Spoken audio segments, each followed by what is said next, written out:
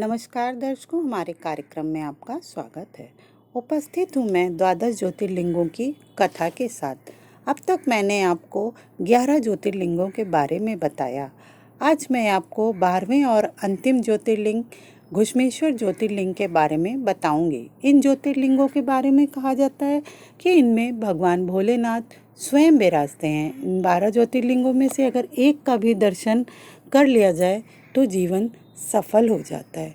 तो चलिए शुरुआत करते हैं अपने वीडियो की अंतिम ज्योतिर्लिंग घुश्मेश्वर महादेव की कथा के साथ। घुश्मेश्वर महादेव का प्रसिद्ध मंदिर महाराष्ट्र के संभाजी नगर के समीप दौलताबाद के पास स्थित है। इसे घृष्णेश्वर या घुश्मेश्वर महादेव के नाम से भी जाना जाता है। दूर दूर से लोग यहाँ दर्शन के लिए आते हैं और आत्मिक शांति प्राप्त करते हैं। भगवान के शिव के 12 ज्योतिर्लिंगों में से यह अंतिम ज्योतिर्लिंग माना जाता है। बौद्ध भिक्षुओं के द्वारा निर्मित एलोरा की प्रसिद्ध गुफाएं इसी मंदिर के समीप स्थित हैं। यहीं पर श्री एकनाथ जी गुरु व श्री जनार्दन महाराज की समाधि भी है। इस ज्योतिर्लिंग के विषय में पुराणों में यह कथा वर्णित है। दक्षिण देश में देवगिरी पर्वत के निकट सुधर्मा नामक एक तेजस्वी तपोनिष्ठ ब्राह्मण रहता था। उसकी पत्नी का नाम सुदेहा था। दोनों में परस्पर बहुत प्रेम था। किसी प्रकार का कोई कष्ट उन्हें नहीं था, लेकिन उन्हें कोई संतान नहीं थी। ज्योतिष गणना से पता चला कि सुदेहा के गर्भ से संतान उत्पत्ति हो ही नहीं सकती। सुदेहा की संतान की बहुत इच्छुक थी। उसने सुधर्मा से अपनी छोटी बहन से दूसरा विवाह करने का आग्रह किया। पहले तो सुधर्मा को यह बात नहीं जची, लेकिन अंत में उन्हें पत्नी की जिद के आगे झुकना ही पड़ा।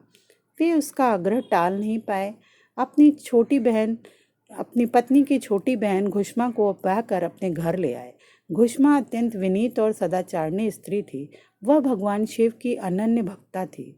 प्रतिदिन 101 पार्थिव शिवलिंग बनाकर हृदय की सच्ची निष्ठा के साथ उनका पूजन करती थी। भगवान शिव जी की कृपा से थोड़े ही दिन बाद उसके गर्भ से अत्यंत सुंदर और स्वस्थ बालक ने जन्म लिया। बच्चे के जन्म से सुदेहा और घुष्मा दोनों के ही आनंद का पार न रहा। दोनों के दिन बड़े आराम से बीत रहे थे, लेकिन ना जाने कैसे थोड़े ही दिनों बाद सुदेहा के मन में एक कुविचार ने जन्म ले लिया। वह सोचने लगी, मेरा तो इस घर में कुछ है ही नहीं, सब कुछ घुष्मा का है। अब तक सुधर्मा के मन का कुविचार रूपी अंकुर एक विशाल वृक्ष का रूप ले चुका था। अंततः एक दिन उसने घुष्मा के युवा पुत्र को रात में सोते समय मार डाला। उसके शव को ले जाकर उसने उसी तालाब में फेंक दिया जिसमें घुष्मा प्रतिदिन पार्थिव शिवलिंगों का विसर्जन करा करती थी। सुबह होते ही सबको इस बात का पता लगा। पूरे घर में कोहराम मच गया। सुधर्मा और उसकी पुत्रवधू दोनों सिर पीट पीट कर रोने लगी, लेकिन घुष्मा नित्य की भांति भगवान शिव की आराधना में तल्लीन रही, जैसे कुछ हुआ ही न हो। पूजा समाप्त करने के बाद वह पार्थिव शिवलिंगों को तालाब में विसर्जित करने के लिए चल पड़ी। जब वह तालाब से लौटने लगी, उसी समय उसका प्यारा पुत्र तालाब के भीतर से निकल कर आता हुआ दिखलाई पड़ा। वह सदा की भांति आकर घुष्मा के चरणों में गिर पड़ा, जैसे कहीं आसपास से ही घूम कर आ रहा हो। इसी समय भगवान शिव भी वहां प्रकट होकर घुष्मा से वर मांगने को कहने लगे। वह सुदेहा की घिनौनी करतूत से अत्यंत क्रुद्ध हो उठे थे। अपने त्रिशूल द्वारा उसका गला काटने को उद्यत दिखलाई दे रहे थे।